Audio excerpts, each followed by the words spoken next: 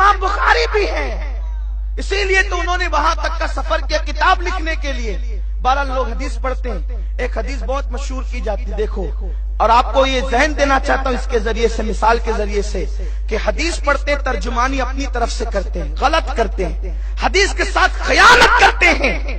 ایک حدیث پڑھی جاتی ہے، آقا علیہ السلام فرماتے ہیں میری قبر کو عیدگاہ نہ بنانا، میری قبر کو عیدگاہ مت بناؤ۔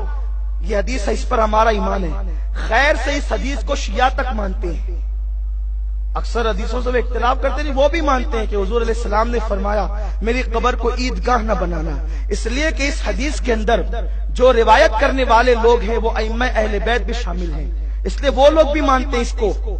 آقا نے فرمایا میری قبر کو عیدگاہ نہ بنانا، حضور نے اتنا ہی فرمایا، بیچ میں اپنی طرف سے لاتے ہیں دیکھو دیکھو، جب آقا نے کہہ دیا کہ میری قبر کو عیدگاہ نہ بنانا تو مطلب یہ ہے کہ جیسے عیدگاہ پہ بھیڑ کرتے ہو ویسے حضور کی قبر پہ بھیڑ نہیں کرنا۔ تب جا کر کے جو اتنا بھیڑ لگا رہے ہو، وہاں سلام پڑھ رہے ہو، یا رسول اللہ یا رسول اللہ کہہ رہے ہو، تو حضور کے حکموں کے خلاف کر رہے ہو، اس لیے وہاں جا کے بھیڑ نہ لگاؤ۔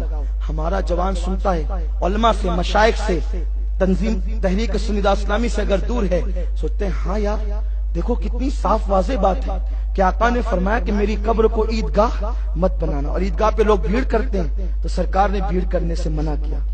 اب دیکھا اتنی حدیث تھی میری قبر کو عیدگاہ نہ بنانا، انہوں نے اپنی طرف سے اس میں ملا دیا اور ایک نوجوان کا دماغ خراب کر دیا، اس کے ایمان اور عقیدے پہ حملہ کر دیا۔ لیکن جب یہ حدیث امام عشق و محبت اس کی ترجمانی کرتے ہیں، اس حدیث کی ترجمانی محقق علی الاطلاق شیخ عبدالحق محدث دہلوی کرتے ہیں، اس حدیث کی ترجمانی جب شاہ ولی اللہ محدث دہلوی کرتے ہیں، اس حدیث کی ترجمانی جب شاہ عبدالعزیز پہ قلم اٹھاتے ہیں تو یوں کہتے ہیں حدیث تو پر حق ہے کہ میری قبر کو عیدگاہ نہ بنانا، لیکن مطلب یہ نہیں کہ بھیڑ نہ لگانا۔ ارے وہاں بھیڑ نہ لگے گی تو بھیڑ کہاں لگے گی؟ جہاں وہاں مسائلہ فلا تنہر کہا گیا ہے، جب وہاں بھیڑ نہ لگے گی تو کہاں لگے گی؟ وَلَوْ أَنَّهُمْ إِذْ ظَلَمُوا أَنفُسَهُمْ، جاؤ جس کے لیے کہا گیا ہے جاؤ وہاں جاؤ تو جس کو اللہ جہاں بھیج رہا ہے، جب وہاں بھیڑ نہ لگے گی تو بھیڑ کہاں لگے گی؟ منگتے خالی ہاتھ لگاتے کتنی ملی، خیرات نہ پوچھو، ان کا کرم پھر ان کا کرم ہے، ان کے کرم کی بات نہ پوچھو، لب واہ ہے آنکھیں بند ہے، پھیلی ہے جھولیاں کتنے مزے کی بھیک تیرے پاک در کی ہے، مانگیں گے مانگے جائیں گے، منہ مانگ پائیں گے، سرکار میں نہ لاہے نہ حاجت اگر کی ہے، وہاں بھیڑ نہ لگے تو کہاں لگے؟ مگر حدیث ہے حدیث میری قبر کو عیدگاہ نہ بنانا، مطلب کیا؟ تو کہتے مطلب یہ ہے کہ بڑے سے بڑا نیک ہو، متقی ہو، پرہیزگار ہو۔ دیکھو یہ بزرگ ہمارے بیٹھے ہوئے ہیں، ان سے پوچھو یہ عیدگاہ کتنے ٹائم جاتے ہیں؟ مسجد میں 5 وقت جانے والا، مدینہ منورہ 4 مرتبہ 3 مرتبہ سال میں جانے والا، عیدگاہ کتنی مرتبہ جاتا ہے؟ بولے کتنا بھی متقی ہو 2 مرتبہ سے زیادہ نہیں جاتا۔ ہمارے سید صاحب بیٹھے ہوئے ہیں بزرگ، پوچھیں ان سے کتنی مرتبہ جاتے ہیں؟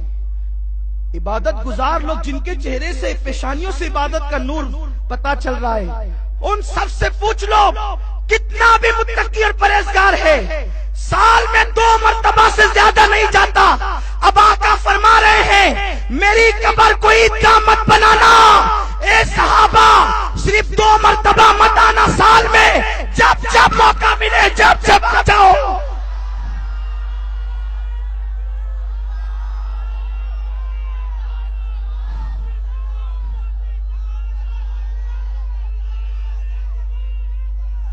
نہ مسجد بنانا نہ عیدگاہ بنانا، مسجد میں 5 وقت جاتے ہو، عیدگاہ میں 2 وقت جاتے ہو، یہاں کوئی قید نہیں، بار بار آنا، ابو بکر بار بار آنا، عمر بار بار آنا۔ جو کہتے بھیڑ نہ لگانا ان کے پاس اس کے جواب میں کوئی دلیل نہیں ہے، ہم کہتے بار بار آنا، اس پر دلیل ہے، آقا فرماتے ہیں من زار قبری وجبت لہو شفاعتی، جس نے میری قبر کی زیارت کی اس پہ میری شفاعت واجب ہو گئی.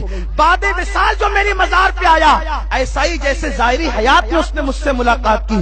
اللہ اکبر. جہاں فرشتے آتے ہیں بلکہ جبریل جہاں آنے کے لیے بے چین ہے, بے لقائے یار ان کو چین آ جاتا اگر بار بار آتے نہ یوں جبریل سے درا چھوڑ کر.